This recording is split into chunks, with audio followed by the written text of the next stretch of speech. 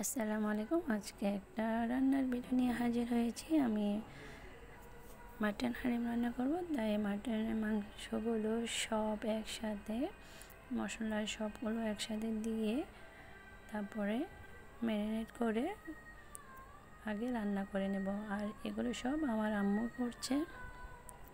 মাংসটা আম্মু রান্না করবে আর বাকি কাজগুলো আমি করব, কারণ আমার মায়ের হাতের মাংস রান্নাগুলো মাশাআল্লাহ অনেক ভালো হয়, অনেক টেস্ট হয়।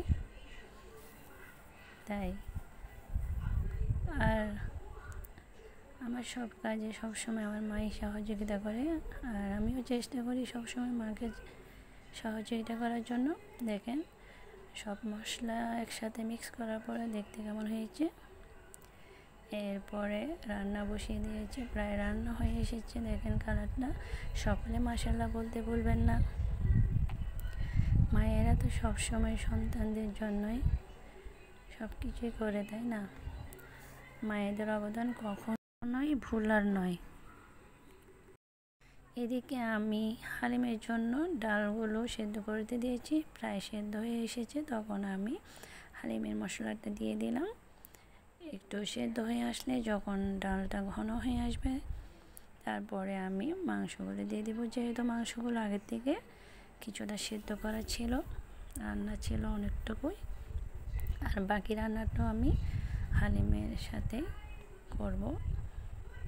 দেখেন মাশাআল্লাহ কি সুন্দর কালার হয়েছে। সব কিছু কৃতিত্ব আমার মায়ের, কারণ মা মাংসটা সুন্দর করে করে দিয়েছে বলে আমার হালিমটা এত তাড়াতাড়ি এবং সুন্দর হয়েছে।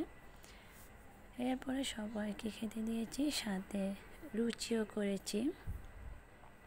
রুচির সাথে হালিমটা খেতে দারুণ টেস্ট লাগে। আপনারা একবার ট্রাই করে দেখবেন। সকলে খেয়ে, আমার ভাই বাবা সকলে খেয়ে অনেক প্রশংসা করেছে। আর এই প্রশংসার দাবিদার হচ্ছে আমার মা।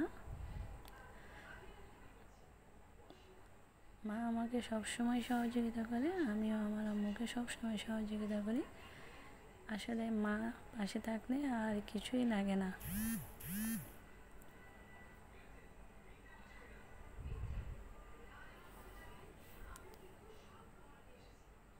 আমি অনেক অনেক ভাগ্যবান, আমার সব কাজে সহযোগিতা করে আমার মা।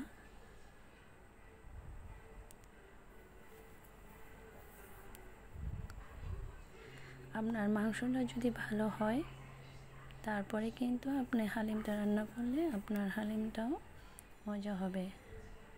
আমার ভিডিও ভালো লাগলে একটা লাইক কমেন্ট করবেন। ধন্যবাদ।